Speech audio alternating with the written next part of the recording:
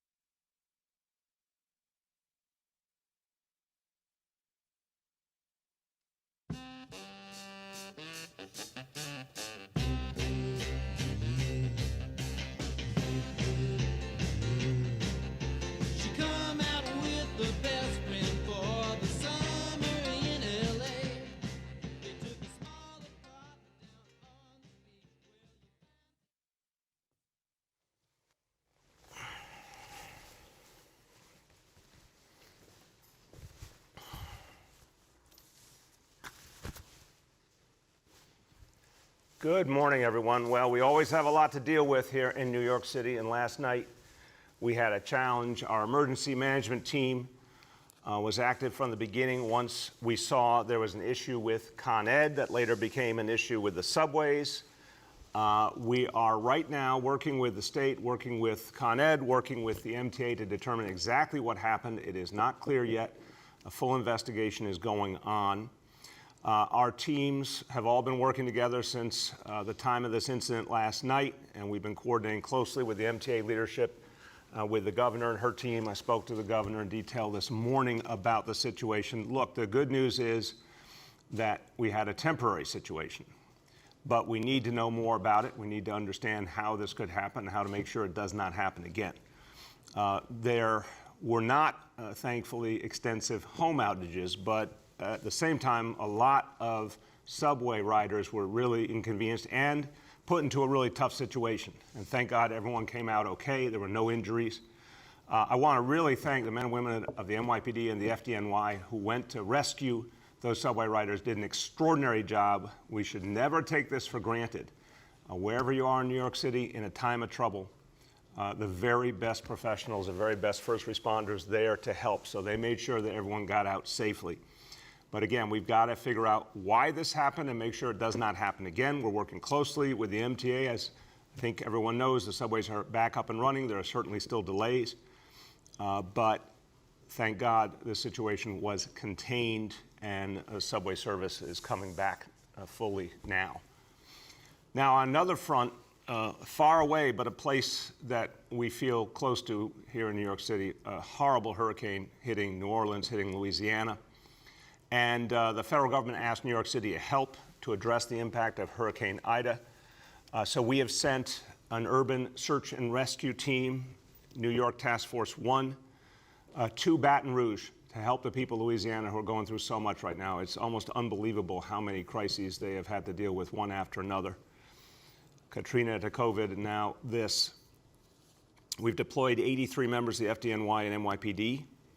And they will be arriving in Baton Rouge tonight with 4 water rescue boats with hazmat equipment, rescue equipment for collapsed buildings. Horrible situation down there. We always want to help those in need. We always want to help cities that have been through a lot like we have been through, and our fellow Americans everywhere. And everyone knows NYPD, FDNY have the best professionals in the entire country. We're getting them out there to help the people of Louisiana.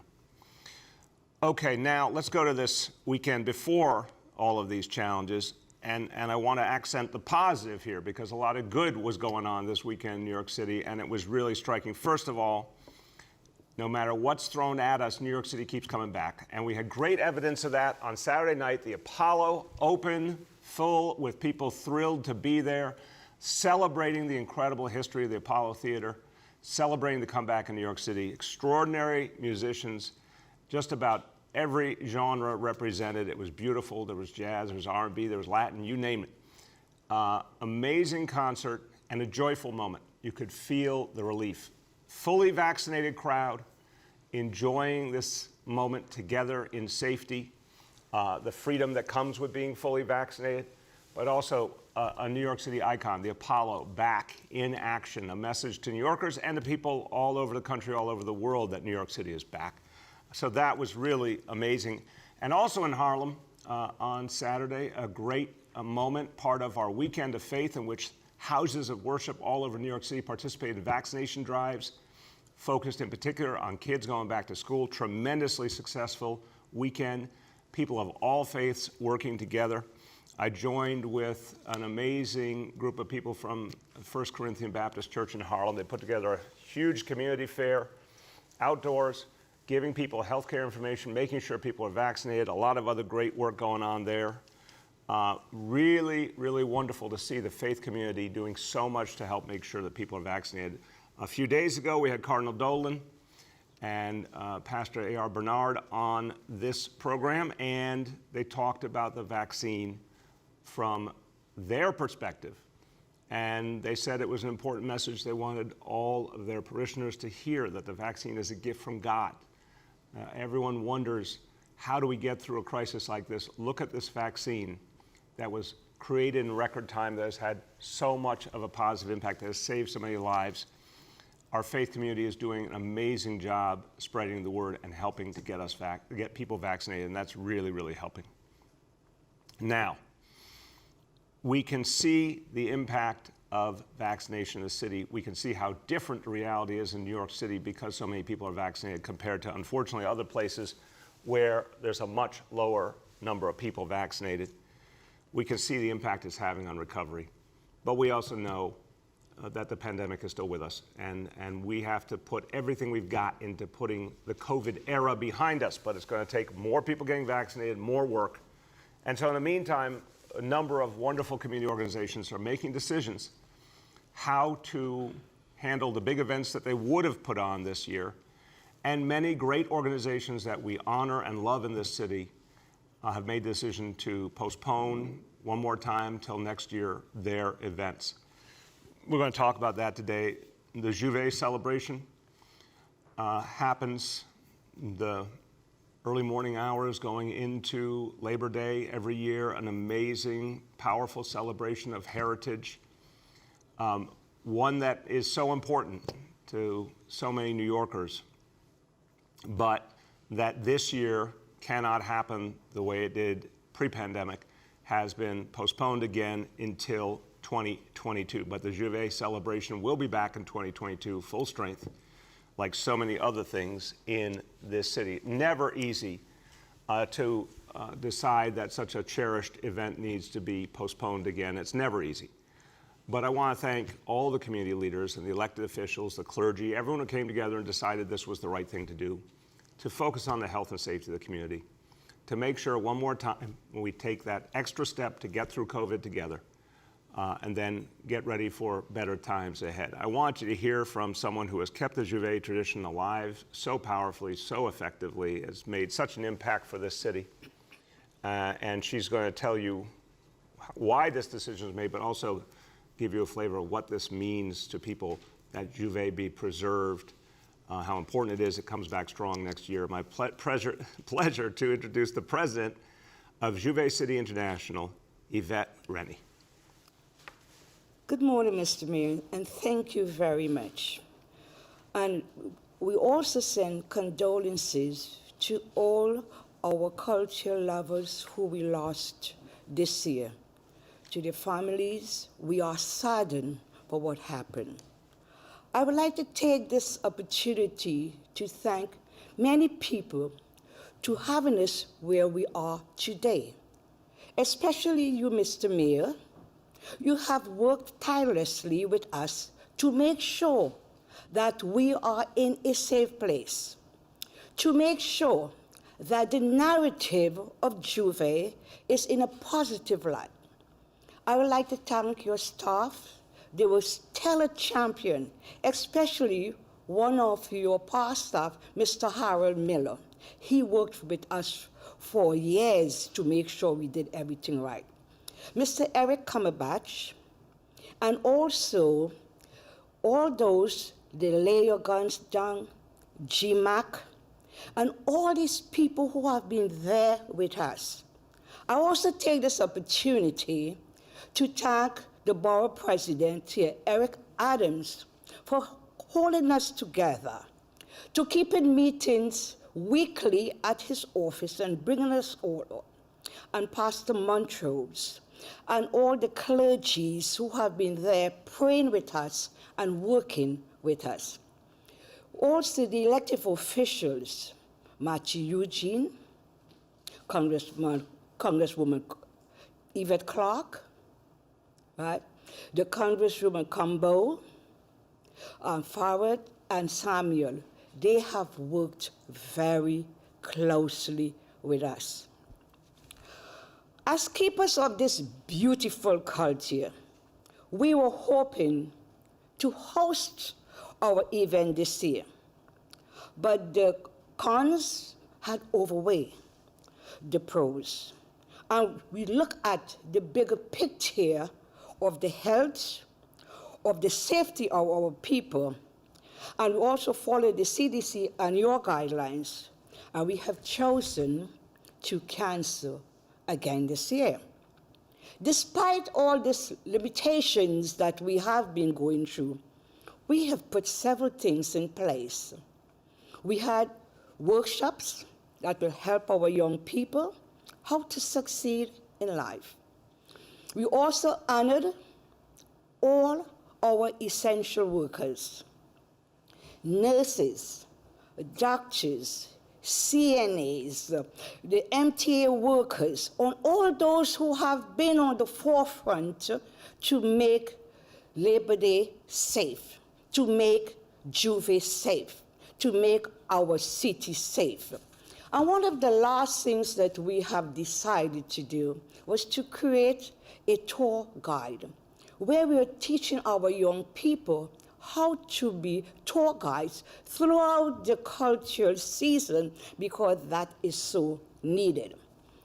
And our last piece of our tour is that we have just found about the African burial ground in Bedford Avenue and Church Avenue, and that's where we will end up with our tour. It has been a trying 2 years for us. We are saddened that we are going to cancel another year. But this gives us time to mobilize our organizations to make sure that each and every one of them understand what happened and why we are doing this. At the same time, we know our culture is alive. And the most responsible thing that we did for our community was canceling our culture. As my mentor, the late father of the Labor Day, Mr. Honorable Carlos Lozama will say, we will be coming back bigger and better in 2022. Thank you, Mr. Mayor, for your help. Thank you so much, Yvette, and that's a beautiful message. Of course, the Juve celebration will come back in 2022, and we're going to all work together to make it wonderful. But this year, the focus on health and safety, the focus on moving New York City out of the COVID era once and for all. Now, this is, of course, not the only major celebration affected by the pandemic, and I want to talk now about one of the most beloved events and the biggest event every year in this city, West Indian American Day, the beautiful parade on Eastern Parkway. The Carnival Association, which has done such extraordinary work for years to make it a memorable, amazing event, an event that literally people come from all over the world to.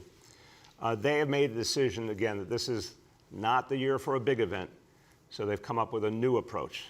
And the theme this year is the rebirth of New York Carnival 2021.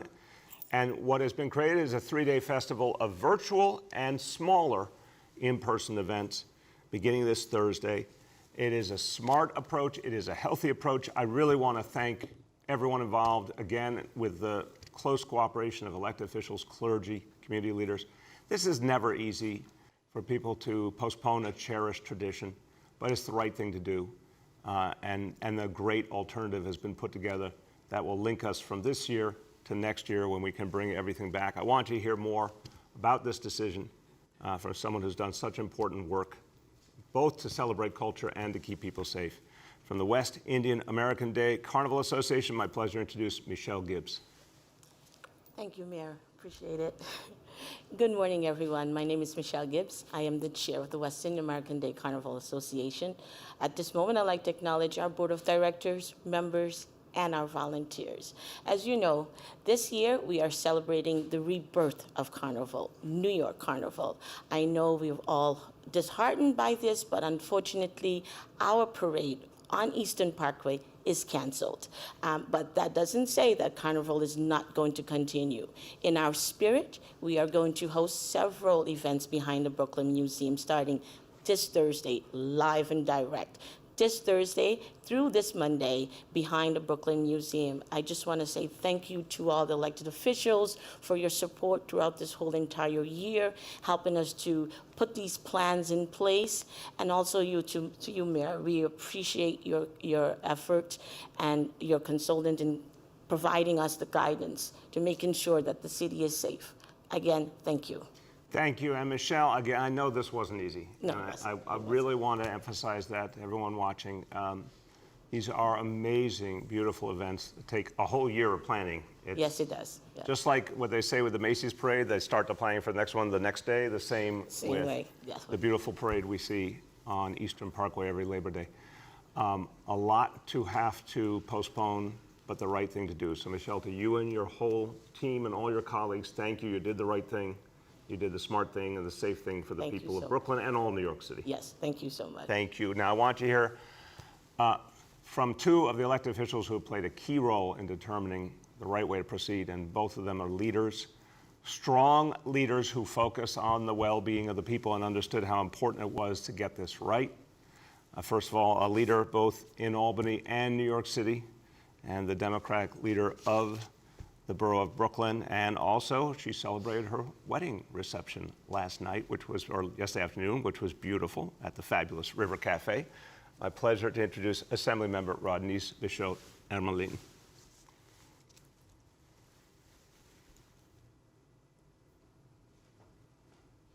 Thank you so much. Thank you so much, Mr. Mayor. Thank you all. I want to thank the members of Juve and Wiatica, and I see Councilmember Lori Cumbo and the whole staff of New York City. Thank you so much for having this press conference to let everyone know that it is certainly important that we continue to celebrate our culture, the festivity of what it means to be Caribbean, and to be safe, first and foremost, to be safe. We understand that right now the city is still in a state of emergency. We understand that we are combating the Delta variant. We understand that we still have a number of people in our communities that are not vaccinated. And so in order to keep our communities safe and sound and just be prepared for another pandemic that may hit us hard again, we want to make sure that we take preventative measures and find alternative ways to celebrate our culture and what it means to be Caribbean. I myself am a Caribbean American of Haitian descent, and I am really proud and thankful for all the work that the mayor has done, as well as all the work that our elected officials, such as Majority Leader Lori Cumbo, Congresswoman Yvette Clarke, and the leaders of Wiatica and Juve, for communicating to the community and letting them know why it's important that we need to celebrate safely and find alternative ways. And so we're going to continue to celebrate, and we look forward to Wiatica's celebration that will be a small version and virtual option. And we look forward to the entire New York City in participating from afar. So we want to thank the city for keeping us safe, first and foremost, and recognizing the contribution of the of the Caribbean Americans throughout New York City. Thank you so much, Mr. Mayor. Thank you. Thank you very much, Assembly Member. And again, I know you and all the other elected officials really worked closely with the event organizers to determine the right course of action. And it was important for the folks who do the work to get the support of the elected officials, to know the whole community was behind these important decisions. I want everyone now to hear from another elected official who has a strong, clear voice, is very, very proud of her heritage and stands up for it, and has been a leading advocate for promoting culture of the African diaspora. She is also the majority leader of the New York City Council, Councilmember Lori Cumbo.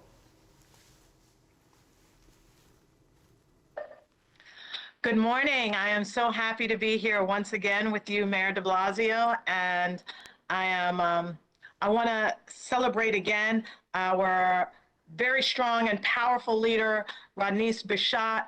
I apologize that I was not able to be there yesterday. My son had to go to a Mickey Mouse birthday party prior to and had a meltdown, and so thereby I had a meltdown and was not able to attend, but I saw the photos and it was beautiful, and I wish you and Edu all the happiness that this world has to offer. And I know that your mom is smiling down and so happy with the way that your life is unfolding in such a beautiful way. I too want to just join in. As you can see, I am ready for Labor Day weekend. I am excited about Carnival. It's going to be a different kind of carnival with virtual as well as in-person events. But it's so important, as Mayor de Blasio said, we've got to make sure that we do this the right way and that we do it safely. And it's important that we recognize that 2022 will be the year that we are going to come back as a city stronger and more safely than ever before.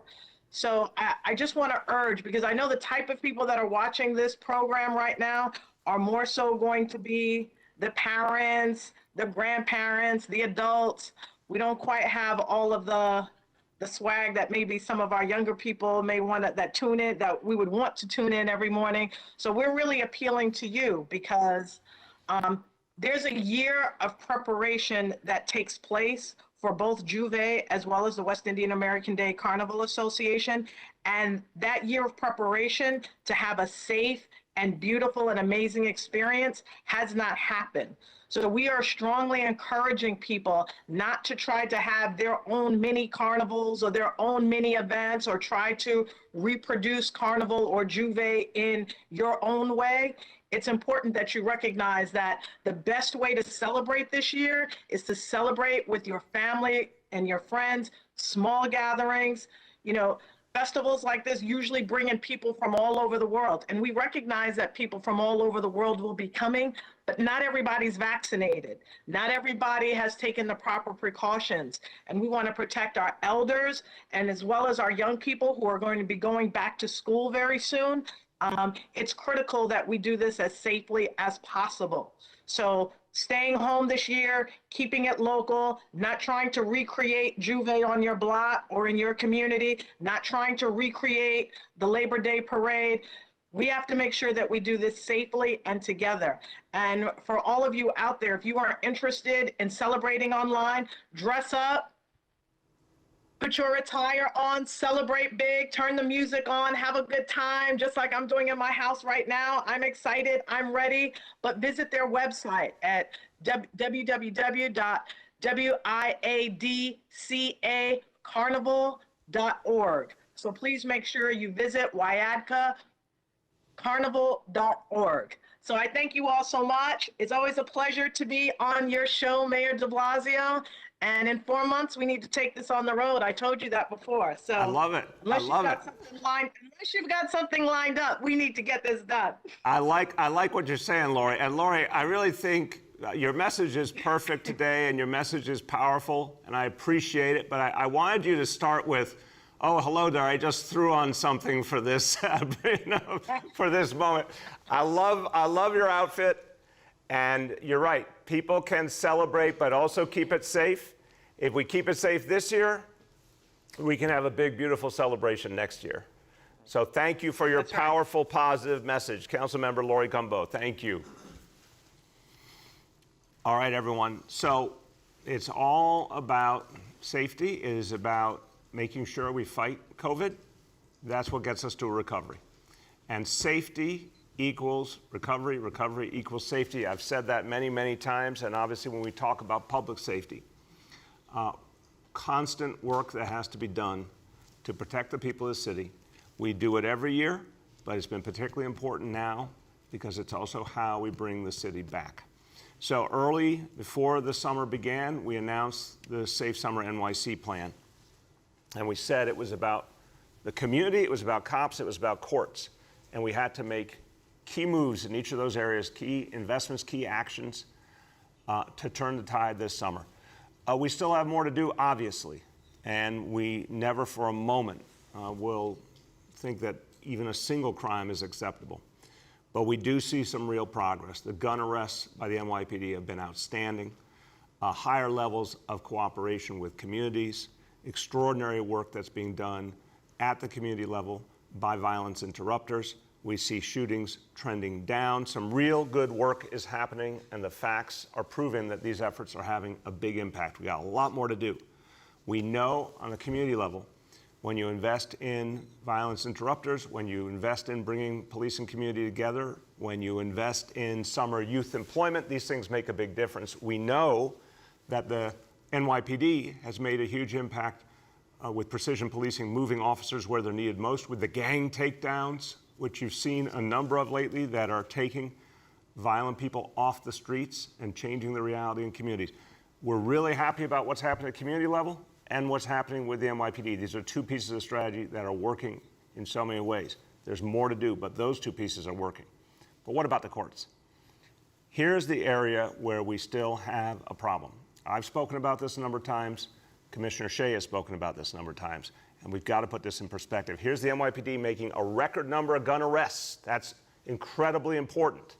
The most gun arrests in 25 years. And I want to give the court system credit. There has been a real focus on prosecuting gun cases, and that's been really helpful. I want to give credit where credit is due. That's been tremendously helpful. But what we still see is the court system as a whole is lagging behind everything else. It is not operating at all at the levels of 2019 pre-pandemic, even though so much of the rest of our society is coming back full strength. Now, here are some facts that tell a clear story, and this is troubling. For the first half of this year in New York City, there were 18 trial verdicts, 18. The first half of the year 2019, there were 405 trial verdicts in New York City. 405 versus 18. I am not belittling the huge challenge of COVID. I am saying that's a problem when, with all that we brought to bear, vaccination and all the other health and safety measures, we were able to open our schools, everything else, the courts have only completed 18 trial verdicts in the first half of the year. That isn't good enough, obviously. And if you say, well, wait a minute, prove to me that's not happening everywhere, let's look at the rest of New York. In the rest of the state, 118 verdicts. So around New York State, we've seen court systems coming back. The city is lagging behind in the very place where we have the biggest challenges that need to be addressed. So to fight violence, to fight crime, you need to address all crimes.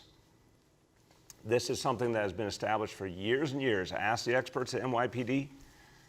You can't just focus on the gun offenses. You have to focus on all offenses and make sure there are consequences and make sure that people know that if they do something wrong to a fellow New Yorker, something will result. If the court system isn't moving, there is no consequence. It stops us from ensuring that we have every tool available to fight crime. That gives you a sense of some of the numbers, but I want you now to understand the human consequence, the human cost of our court system not functioning effectively. And I want you to feel the outrage that so many of us feel when a crime is committed and then there's no action by our court system. In a moment, you're going to hear from Natasha Christopher. And she has gone through a horrendous ordeal that no parent, no person should ever go through. Years ago, 2012, her 14-year-old son, Akil, was shot, and Natasha had to rush to the hospital, fearing the worst, arriving, seeing her son's life on the line, and then she lost him. And she has been waiting for years and years for justice, but it's still not here. This is one very, very painful story, but there are so many others right now in this city where the justice system has not produced an outcome, a result, anything to give any sense that justice has been served, and that's unacceptable. Natasha is a strong person, never stops her fight for justice. I want you to hear from her now. Yes, good morning, Mayor, and thank you for having me, and thank you to your staff. Again, my name is Natasha Christopher, and like the mayor said, on June 27, 2012, my 14-year-old son, Akil Christopher, was shot. My son will then survive for 14 days and died on his 15th birthday, July 10, 2012. That would change my whole life. That would just cause me to want to take action. I decided that I would not sit back. I decided that I would act. I became an activist/advocate. I advocate for families who have lost their loved ones to senseless gun violence. As the mayor said, right, all of us has to work together to put an end to gun violence. Yes, we have the crisis management, but I want the mayor to also know that we have families out there also doing the work. We are doing the work. What people fail to realize that after you lose your loved one to senseless gun violence, the families are left behind. Everyone goes back to life like normal, and we are left to pick up the pieces. So we have mothers who have come together. We're now called Mothers for Safe City, and we are all mothers who have lost sons and daughters to gun violence, and we provide emotional support to families. We show up, and we're also a part of OPVG, the Office to Prevent Gun Violence. We have our advisory board there with 4 amazing team members. I have Marie DeLuz, Miss Caroline Dixon, Surrey Morris, and myself. And what we do is try to get families the answers that they're looking for. We have so many unsolved cases, and just like the mayor also said, we also have cases that are waiting to go to trial. And because of COVID, a lot of families are in pain. So we need to all work together, come together, unite. We need the district attorney to work with the police department. We need the police department to work with the survivors. We cannot do this alone. We need the clergy. The clergy has been working with us. Pastor Guilford Monrose has been working with families who have been affected by gun violence. So thank God for him and the work that he does. But I just want people to know it has to be a community effort. We have to find a way to end gun violence, and we must all do this together. We must not be divided anymore. We must put an end to the blood shedding our streets. Thank you, Mayor. Thank you, Natasha. Natasha, you've been through so much. As a parent, my heart goes out to you, but I always come back to the people who have the amazing inner strength and faith to turn pain into purpose, Yeah. and you've done that. Thank you. And I know you're helping other families. I know you're helping to stop the violence. Yes. And God forbid a family's going through the pain of violence, you're there for them. But we know we can't stop the violence if there's no consequence. Yes, so there has to be consequences, right? And like, again, we need everything to go back to normal where cases can go to trial and some parents can get some type of closure. For me, again, it's been 9 years. No one has ever been apprehended for my son's case. I may never get closure, but I will never stop fighting for that justice. And I want the same type of justice for my friends.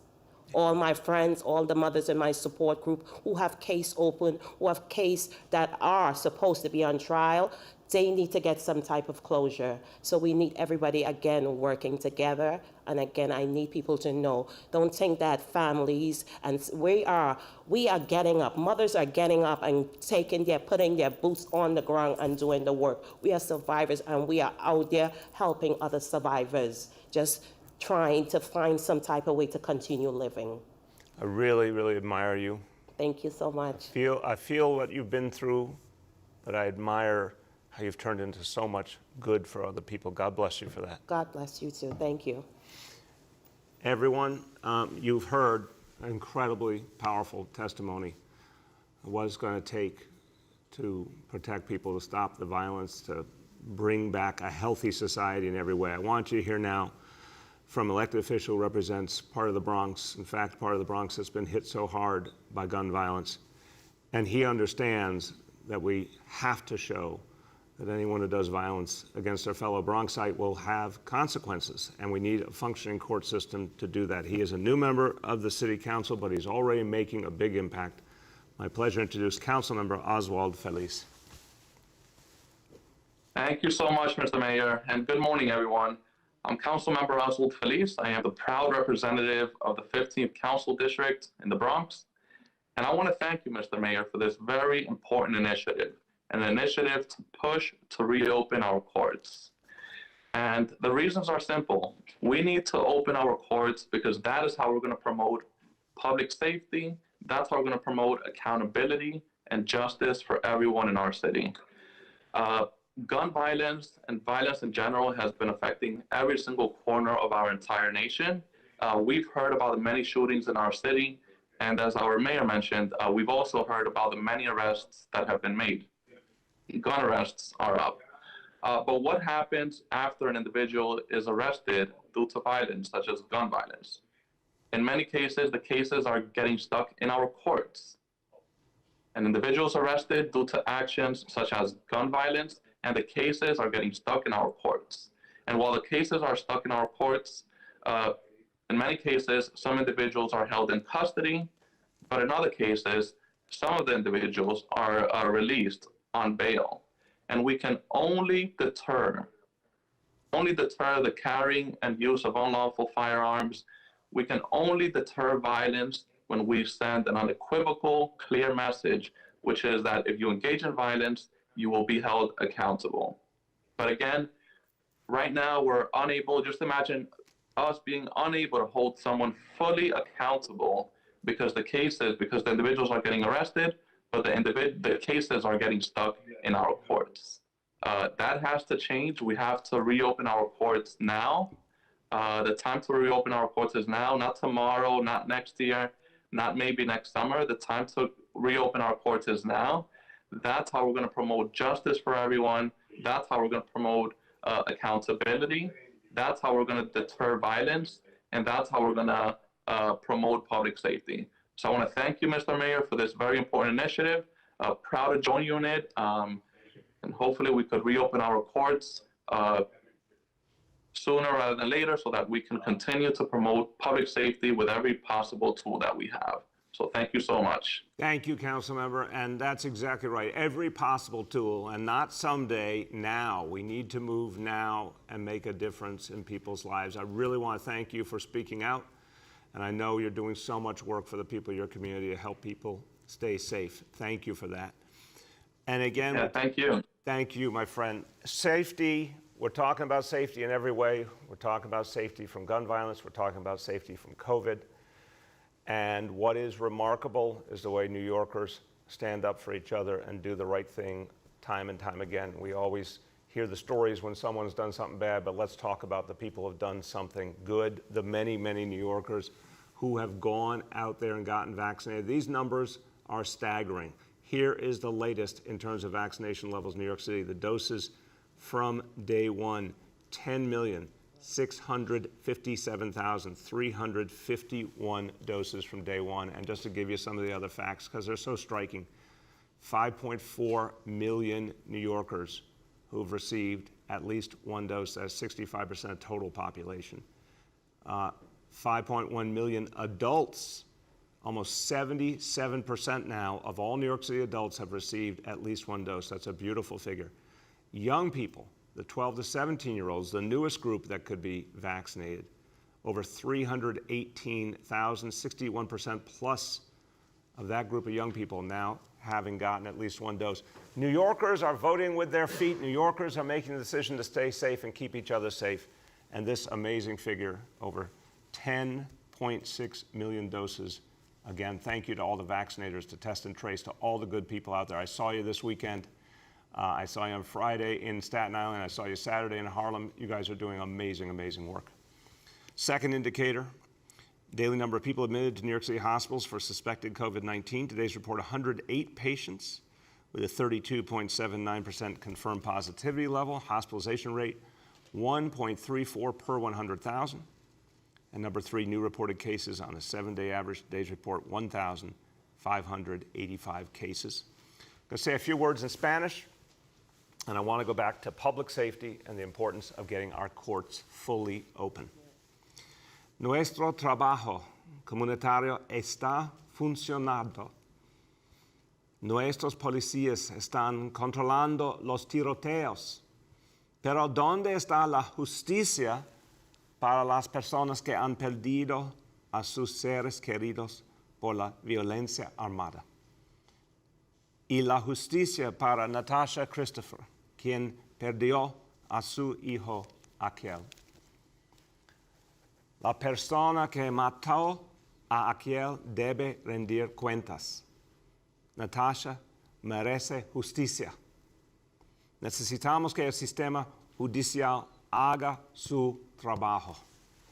With that, let's turn to our colleagues in the media, and please let me know the name and outlet of each journalist. We will now begin our Q&A. As a reminder, we are joined by Emergency Management Commissioner John Scrivani, DeWitt Commissioner Jesse Tisch, Health Commissioner Dr. Dave Choksi, and Dr. Varma, Senior Advisor for Public Health. Our first question for today goes to Andrea from CBS New York. Good morning to everyone on the call. Can you hear me okay? Yeah, Andrea, how you doing today? Okay, great, thank you. Mr. Mayor, I wanted to talk about the postponement of the West Indian Day Parade in Juve. How do you explain that decision when you have events like the U.S. Open that until just a few days ago, after public pressure, was being organized as a maskless event without proof of a negative COVID test or vaccinations? You know, were the demographics of the participants in relation to vaccine uptake taken into consideration? Andrea, thank you for the question. I think every event is its own reality. Big events out in communities are one thing. Events that we're talking about could attract hundreds of thousands of people at a given moment. That's one thing. Controlled event in a stadium is another thing. But the bottom line is the same. We need people to be safe. With events indoors, period. People have to be vaccinated, period. There's no gray in that. With outdoor events, you have other options, but still, each event organizer, each organization has to decide what they think is safe. So this is a decision these organizations made. I commend them for it, but they made the decision this was what was safe and healthy for their communities. Go ahead, Andre. Okay, my second question is pertaining to the courts reopening. Murder cases just in general often take a long time to go through the court system anyway. So what would be different about the murder rate if the courts were at the capacity which you desire? And how would the current reality be different? Break that down for us. Yeah, it's a very good question. One of the things, and you'll be hearing, we're going to be speaking later in the week about the overall situation with public safety with Commissioner Shea, and I know he'll be speaking to this. You need consequences, and that has to pervade the entire justice system, whether it is something as horrible as a murder or gun violence, or whether it's other offenses. You need a culture of consequences. There needs to be justice. There needs to be fairness. We need to make sure the system works in a way that is not discriminatory, but we need consequences. That's the whole concept of the criminal justice system. If there are no trials, there are no consequences. So again, Andrea, what we're seeing is in the area of gun violence, we've seen some real improvement in the court system with those trials moving. But we are not seeing trials moving in a whole host of other offenses, with a whole host of other offenses. We're not seeing the court system at full strength. And this is what's strange to me. We're planning in just a few weeks to bring back our schools full strength.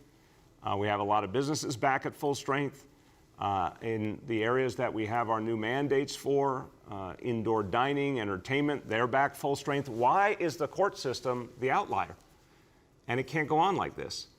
We have offered literally since long ago last year, whatever physical space, whatever support they need with vaccination, whatever it may be, and we're still not getting a satisfactory outcome. We need our criminal justice system fully operational to protect New Yorkers, period. Anything less than that is unacceptable. Our next question goes to Juan Manuel at New York One. Good morning, Mr. Mayor. How are you? Good. How you doing, Juan Manuel? Very good, thank you. Just as a follow-up, are you in conversations with the Office of Court Administration? Is there any negotiation happening? Is there any conversation beyond you in your Daily News conference asking for the courts to reopen? Juan Manuel, 100% now for a year or more. There have been ongoing conversations led by First Deputy Mayor Dean Fullahan, by Marcos Soler, the head of the mayor's office for criminal justice, constantly offering any and all help, as I've said, vaccination help, physical space, whatever it may be. This has been a nonstop effort that still hasn't yielded what we need. And there's a lot of frustration at the NYPD. We're going to happily have you speak to leaders of the NYPD to hear their perspective as well. But it's an unacceptable state of affairs. It's something that must be resolved quickly, and we've tried all the right dialogue and private conversations, and we have not seen the progress we need. And as you know, with anything outside the purview of the city of New York, I've said many times, we always try to resolve things privately. When it doesn't work, it's our obligation to say it out loud to get action on behalf of the people. Go ahead, Juan Manuel. And in terms of the Con Ed issue last night, what's the city doing to improve its power grid and to adapt it to the aggressive environmental goals needed to combat the current climate emergency? Yeah, we are, and you may remember back right before COVID, we spoke about this, the state of the city at the beginning of 2020, and then amplified again in the state of the city this year. We have a major effort underway working cooperatively with state agencies to bring in a lot more renewable energy to New York City and to improve the transmission grid. We're ready, willing, and able to make a major investment in that effort for the good of the city and the state. We need that for our future. We need that to fight climate change. We need that to make our electricity system more reliable.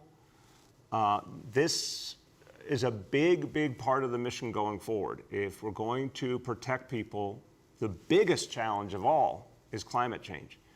And converting to renewable energy to the maximum extent possible is necessary. So we have a major investment we're working on right now with state agencies to achieve that. Our next question goes to James Ford from Pix 11. And good morning, everyone. Happy New Week. Happy New Week. James, I've never heard that one before. Happy New Week. I think we should all start using that. I know. Happy New Week. I encourage it. I encourage it highly. I do it every week. Well, on to our questions. I think this is really for you and for any of the medical professionals on the call. New York City's hospitalization, infection, and death rates remain low, certainly relative to the rest of the country, which continues to see a spike, a significant rise in these areas. That having been said, though, we are seeing in certain parts of the city still elevated levels of infection, apparently in areas that have lower rates of vaccination and mask use. Can you elaborate more on that situation and what the city's trying to do to change it? James, such an important question. I thank you for it.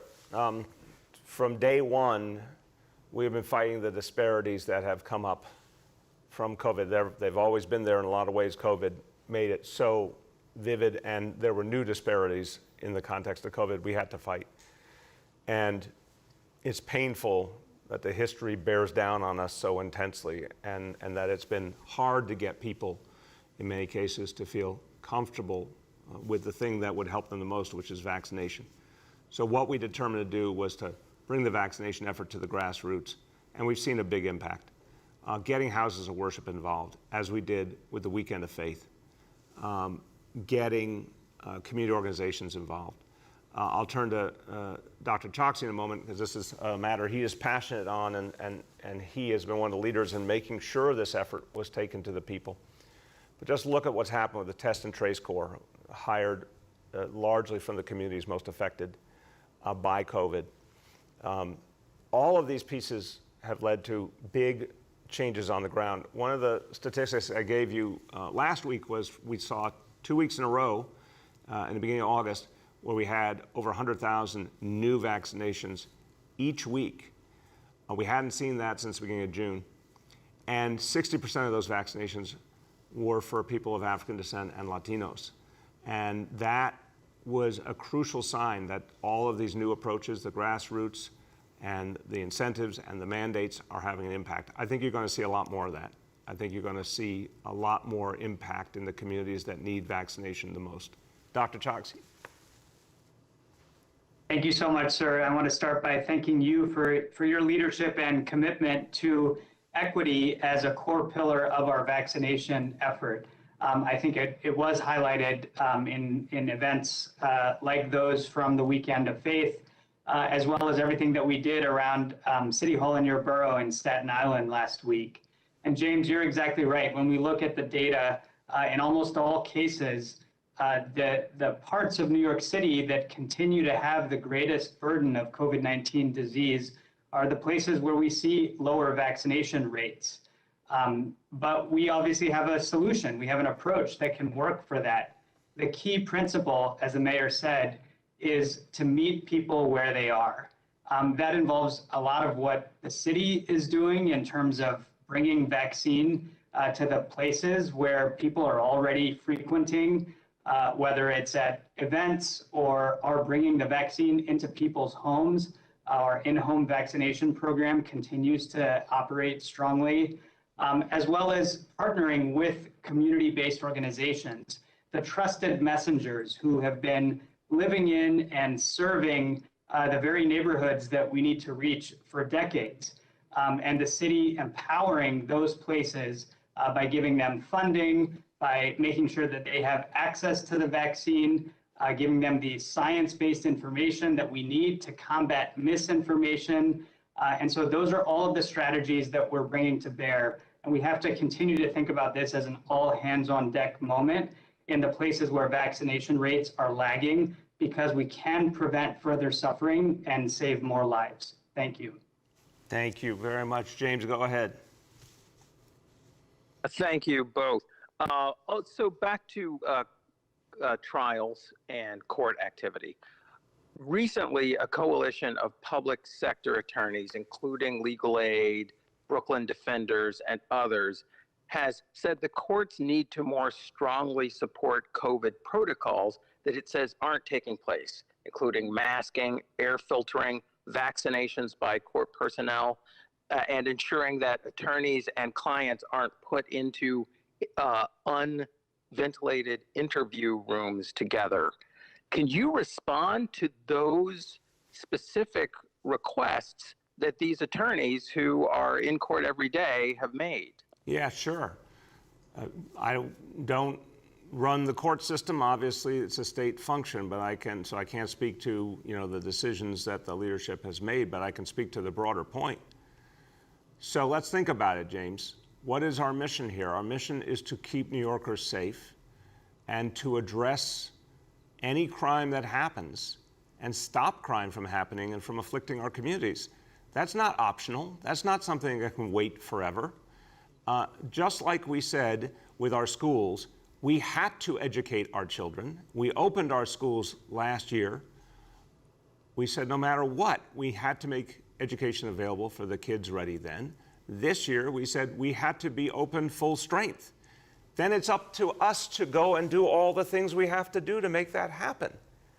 So we put the gold standard of health and safety measures in place, and then on top of that decided to vaccinate all the adults who work in our schools. These are doable things. The court system has had a year and a half to figure it out, and the fact that they're not on full strength now is absolutely unacceptable. So, the attorneys can raise concerns, that's valid. My answer is the court system has to come up with the very best answers in each case, but the one thing that's not allowable is to not have trials and not have justice. So again, there's something backwards here. If folks raising valid complaints are suggesting don't do anything, well, that's just wrong.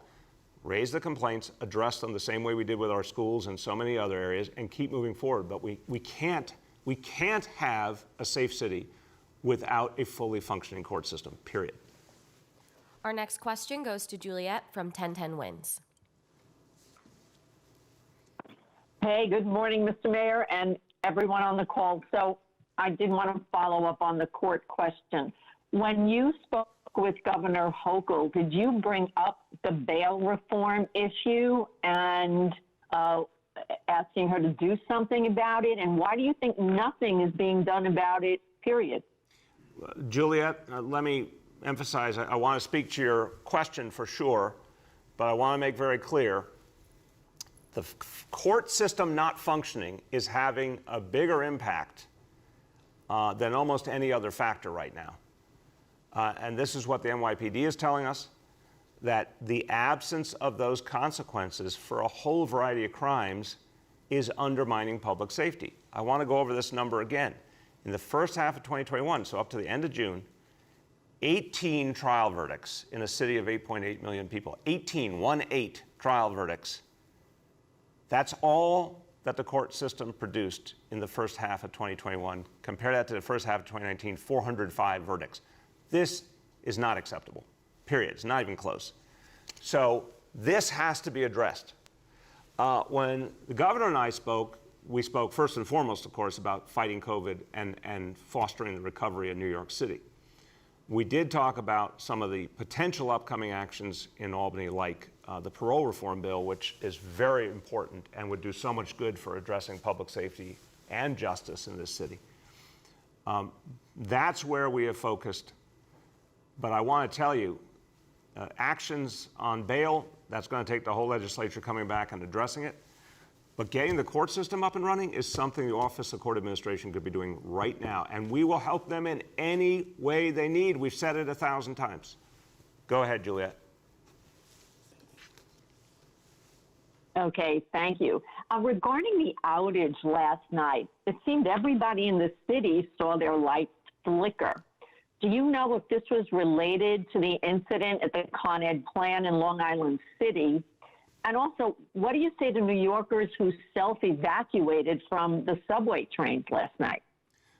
You know, Juliet, you always have to admire the do-it-yourself attitude of New Yorkers, truly. But I would say something very, very clear and strong. Never self-evacuate from a subway train. It's dangerous. If the third rail is not off, you're putting your life in danger. And you can rest assured, God forbid you're ever on a subway car that is stuck between stations, you can rest assured that help is coming. FDNY, NYPD have a long history of getting people out safely. Wait for the professionals to come and be safe. So again, I understand why people felt so urgently the need to get out, and I do feel for them, but it's dangerous. And I just want to always urge people, wait for the pros to come who can really make sure you're safe. To the power surge we saw last night, it's a great question, Juliet. That's why an investigation's underway. I spoke to Governor Hochul this morning. We've got to understand what happened here. This was a strange series of events, to say the least. We don't know how they all interconnect, but we've got to know. We need Con Ed to come clean with everything that happened. We need MTA to explain everything that happened over there. We don't know how much of this was Con Ed, how much of this was MTA. We don't know how they connect, and we need these answers, and we need it to be very transparent. Our next question goes to Julia from the Post. Hey, Mr. Mayor, how you doing? Good, Julia. How you been? Good. A couple of us are puzzling over though this issue with the courts and the lack of verdicts. Can you be more specific about these lower level cases that you're saying aren't going to trial, and how you think that's having an impact on the safety issue in the city? And do you have any more data to kind of explain what you think is going on? We will get you plenty. I'll have Marco Soler, who runs my criminal justice office, get you all the facts. They're quite striking. Beyond the gun cases, and again, I have commended and thanked the court system for focusing on the gun cases. That's where we have a profound need, and we've seen real progress. But for a host of other serious crimes, we're not seeing the same focus, we're not seeing the same outcomes. And Julia, the way to say it, so we'll get you the facts category by category, but that big number, 18 verdicts in the first half of this year versus 405 in the first half of 2019, I think that speaks volumes. We'll get you the breakout. But here's what I want to say as a matter of sort of philosophy and strategy. I believe in consequences.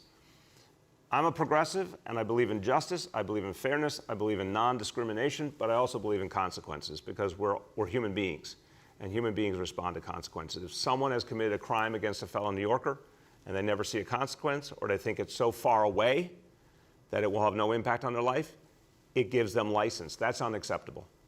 And I also think about the human cost of what the victims are going through. You heard Natasha's story. There's so many other horrible, painful stories of people waiting for justice. So we have to have consequences in real time. It was one thing in March, April, May of 2020. Everyone was trying to deal with the great unknown of COVID. That's one thing. It's now the end of August 2021, and almost every other part of our society is back full strength. Why on earth is the court system not back? It just stands to reason. There's something wrong. They need to be held accountable, and they need to fix it immediately. Go ahead, Julia. Did you address this with Governor Hochul? If so, what was the conversation like? If not, why not? I have not yet, and I will. This is an issue that obviously predates her by a lot. We attempted numerous times at all levels in Albany and dealing directly with the court system to get resolution here. Again, always with an offer of whatever we could do to help buildings, physical space, vaccination help, whatever it was. And there has been some cooperation. I want to be clear about that. But we haven't seen a result. So the governor is brand new. We're going to be talking about it for sure. But this is not about her. This is about her predecessor. This is about the people running the court system now. We've appealed repeatedly for this issue to be resolved. I can only say it from my perspective. If this was one of my agencies, this would not be allowed, and it can't be allowed. Our next question goes to Elizabeth Kim from Gothamus. Good morning, Mayor de Blasio. Hey, Elizabeth, how you been? I'm good. I have a question about testing capacity for you and your health officials.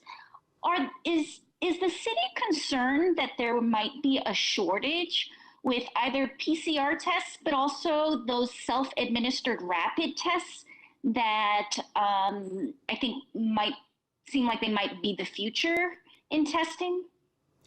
Well, it's a great question, Elizabeth. I'll turn to Dr. Choksi. I will only say to you, the way we've set up testing so far, the different areas we need testing, we feel good about what we have in place. Testing is always an important part of the strategy. But the most important part of the strategy is vaccination. Vaccination is what's going to change everything. That's the leading edge of this strategy. And in that area, we have tremendous capacity and tremendous reserves of vaccine. So that's where our focus has really been. But as to testing capacity, Dr. Choksi, you want to speak to that? Thank you, sir. Briefly, we aren't seeing any evidence of shortages with respect to testing, either in terms of molecular, those are PCR tests, or for antigen tests. We are monitoring this. We know that the demand for testing across the country has surged as many places are seeing a surge in cases due to the Delta variant. So this is something that we closely monitor, but New York City is not dealing with that at this moment. I will also add New York City, the overall testing capacity for our city, thanks to the Test and Trace Corps, as well as our many partners across the healthcare infrastructure, remains among the most robust in the entire world. Thank you. Thank you. Go ahead, Elizabeth. My second question is about Governor Hochul's announcement last week that she wants to start a task force to study NYCHA. I'm interested in what you think she can do immediately to help the Housing Authority. I really appreciated when Governor Hochul acknowledged that her predecessor did essentially nothing to help NYCHA, despite lots of bluster and lots of attacks on NYCHA, attacks on the city, that almost nothing was done to actually help the people who lived in public housing. So I think acknowledgement is a great first act, and I believe she is sincere in her desire to help. I mean, what NYCHA constantly needs is resources, and where there are state laws and rules that slow down the work, we need cooperation from the state. I wish I could articulately tell you about the maze of different regulations we deal with all the time and the different agencies involved that sometimes slow down the work of making NYCHA buildings better for their residents. But if the state said, hey, what's it going to take? We just want to get all the roadblocks out of the way and help you guys, there's a lot they could do. We'll have folks follow up with you on the details, but I'm very, very happy she's focusing on it. We have time for 2 more questions today. Our next question goes to Bob Hennelly from the Chief Leader. Yes, Mr. Mayor. Thanks for taking the call. In the after action report, we can tell, as far as last night's event, that there was about an hour and a half where there was no communication for folks who were caught between tunnels. You mentioned before that people should wait for the professionals, the police and fire. Certainly, I'm sure you would associate with yourself with the comment, they should also listen to the crews. This is an important thing because, as you mentioned, if the third rail is active, people are putting themselves at risk. One of the things that's happened is that over the years, the MTA has really been trying to automate this function and try to push for one-person crews. In a situation like this, where we have a disruption of service, where communication is critical, doesn't it show the importance of having more robust physical presence by the MTA on these trains as opposed to just automating it? Yeah, it does, Bob, for sure. I mean, look, you're absolutely right. I want to thank you for the question and absolutely commend the men and women of the MTA.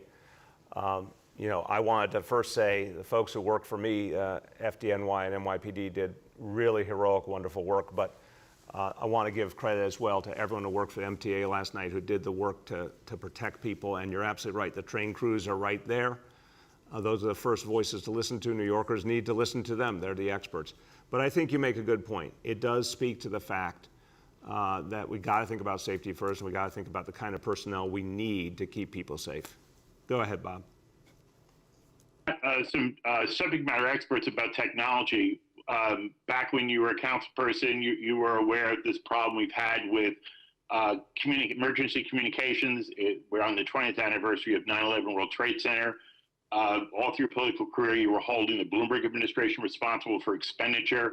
There's been some sense from my sources of progress above ground about communications in these kinds of events, but subservices remained a problem, and the MTA has also spent all kinds of money here.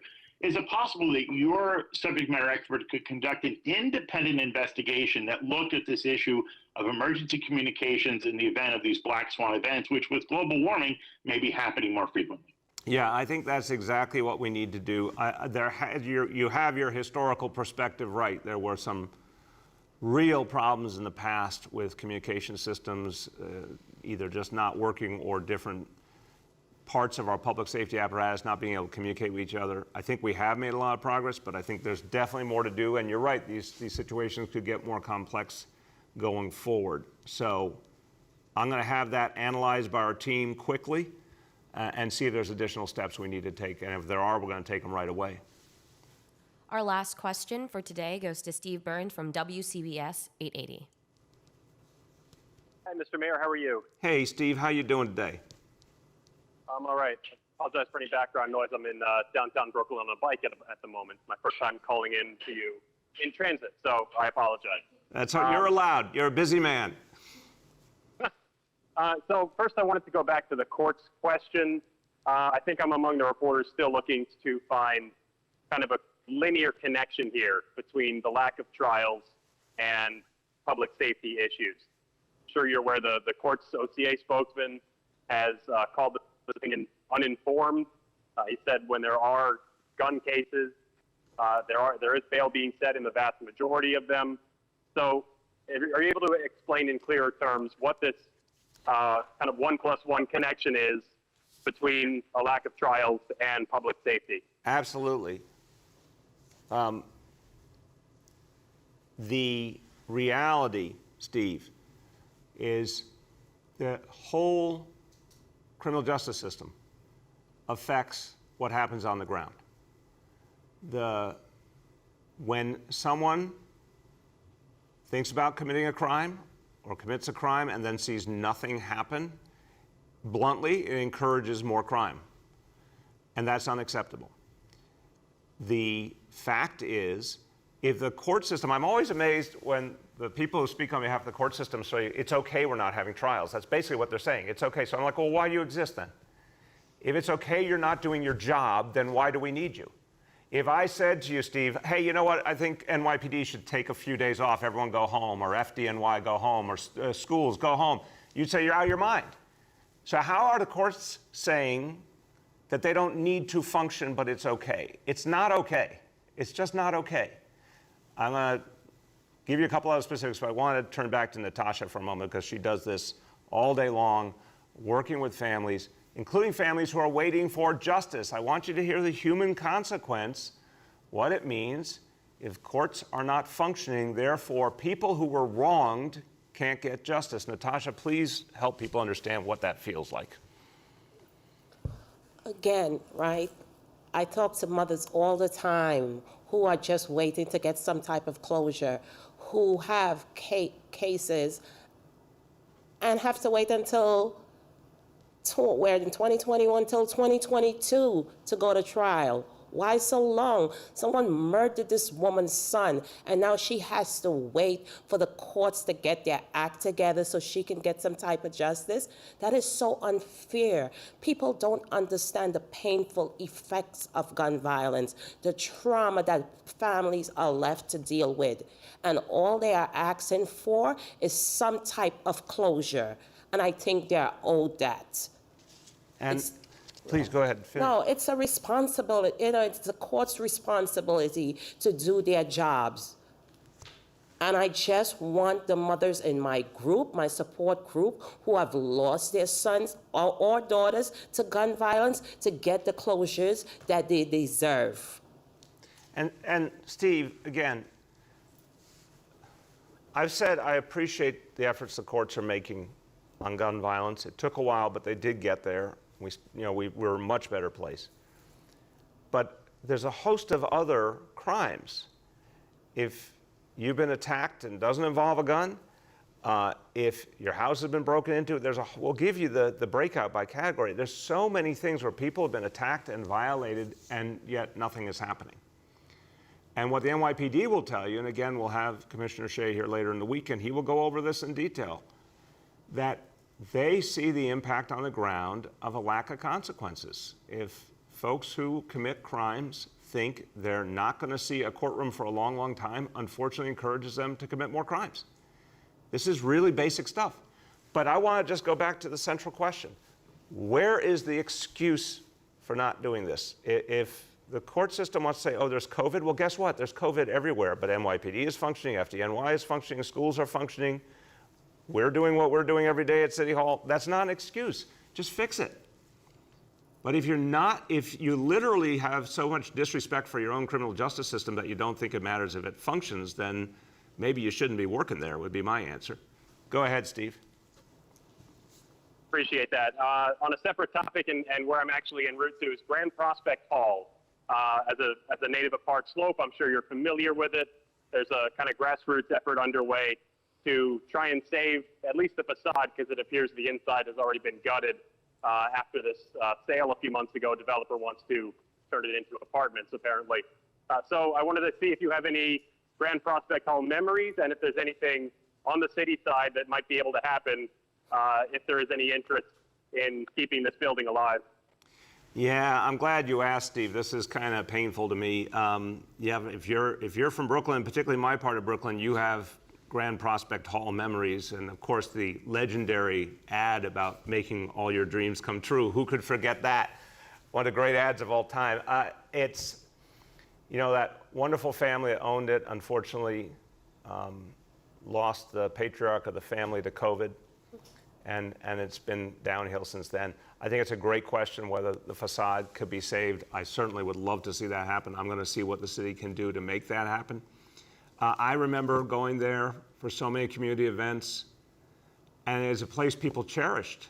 It was part of history, and you felt a connection to just all the history of Brooklyn, all the families who had been there before. People loved being there, and it's very strange to me, and I think except for COVID, this never would have happened, meaning not only would the family not have lost their loved one, but people would have been paying a lot more of attention, and there would have been an outcry.